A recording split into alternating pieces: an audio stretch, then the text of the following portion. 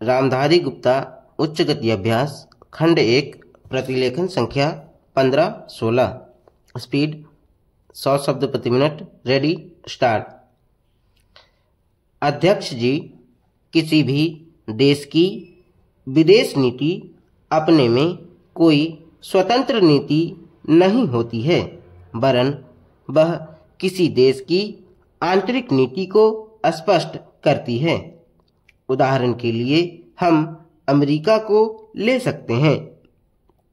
उसने अपने यहाँ अधिक अन्न पैदा किया और जब उसके पास अनाज फालतू बच गया, तब वह अपने बकाया अनाज की बिक्री के लिए ऐसे देशों की तलाश करने लगा जो उधार पर माल ले सकते हों।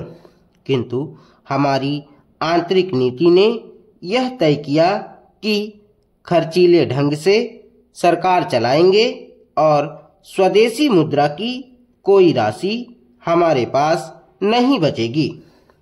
हमने कर भी लगा दिए और मुद्रा प्रसार भी कर दिया।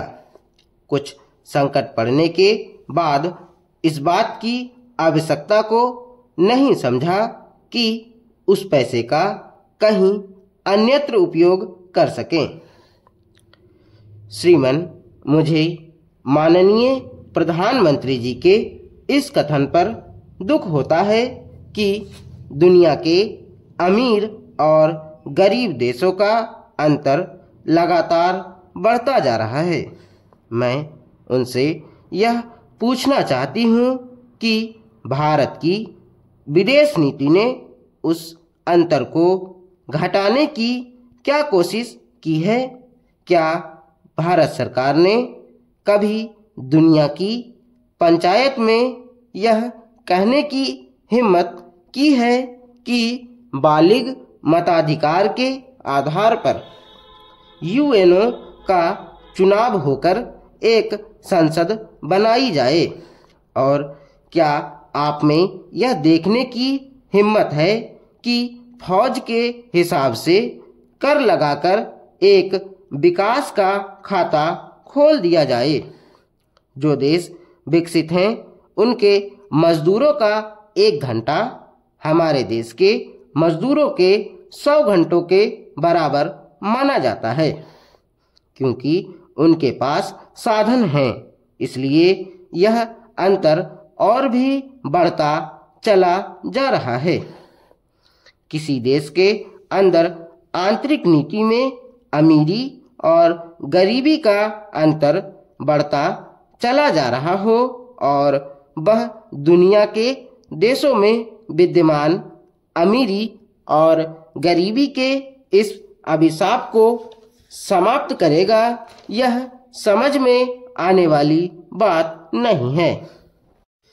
अब मैं आपका ध्यान एक और बात की ओर दिलाना चाहती हूँ।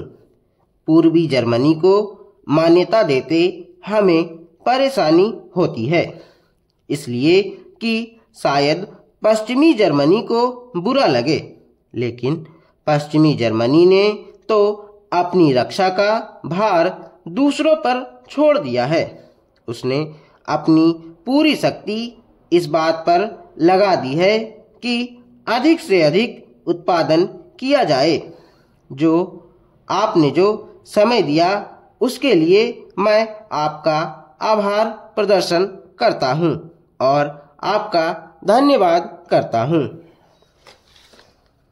अध्यक्ष जी, जिस समय पाकिस्तान ने भारत पर हमला किया था, उस समय उन्होंने देश की रक्षा के लिए महत्वपूर्ण कार्य किया था। इसके साथ ही मैं मंत्री महोदय को यह भी स्मरण दिलाना चाहता हूँ कि शायद उन्होंने इस पर ध्यान नहीं दिया कि इस बार जो राष्ट्रीय पुरस्कार मिले हैं उनमें रेलवे प्रशासन को केवल 2 ही प्राप्त हुए हैं, जबकि मैं ऐसा मानता हूं कि हमारी सेना के बाद अगर किसी ने युद्ध काल में सराहनीय कार्य किया है तो वह रेलवे प्रशासन अथवा रेलवे कर्मचारी और अधिकारी हैं।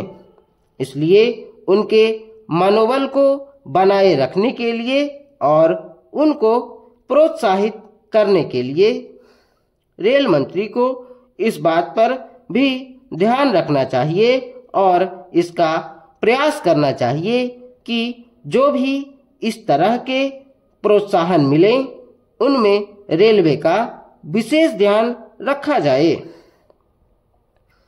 रेल मंत्री महोदय ने अपने वक्तव्य में भी रेलवे कर्मचारियों की प्रशंसा की है या उनको प्रोत्साहन दिलाया है, लेकिन यह प्रोत्साहन शांति काल में भी बना रहना चाहिए। रेलवे ने युद्ध काल में जो काम किया वह तो देश की रक्षा का महान उद्देश्य था, लेकिन उसके बाद देश के निर्माण में या गरीबी मिटाने के लिए जो युद्ध होता है उसमें भी प्रत्येक रेलवे कर्मचारी का मनोबल उसी तरीके से बना रहे, इसके लिए भी रेल मंत्री महोदय को कुछ कदम उठाने की आवश्यकता है। मैं ऐसा मानता हूं कि वह किसी भी तरीके से करें, उनका तरीका कुछ भी हो, लेकिन उनको यह करना चाहिए कि जितने भी रेलवे कर्मचारी हैं, जो भी रेलवे को मुनाफा हो उसमें वह साझीदार हों। चाहे आप उनको बोनस के रूप में कुछ दें, चाहे किसी और तरीके से दें, लेकिन हर वर्ग के रेलवे कर्मचारी को मालूम होना चाहिए कि यदि वह देश के निर्माण के संबंध में ठीक तरह से काम करेगा तो उसको पुरस्कार के रूप में या वेतन के अंश के रूप में अपने वेतन के अलावा पैसा मिलेगा। इसी प्रकार इस संबंध में मैं एक और सुझाव देना चाहता हूं। स्वतंत्रता के बाद रेल प्रशासन भारत सरकार का प्रशासन हो गया, लेकिन यह लोकसभा एक विशेष उद्देश्य को लेकर चुनी गई है। यह उस कार्यक्रम का एक नमूना ही है। गांधी जी ने जीवन के सभी पहलुओं पर प्रकाश डाला था। धन को वे संयम से व्यय करने के हक में थे।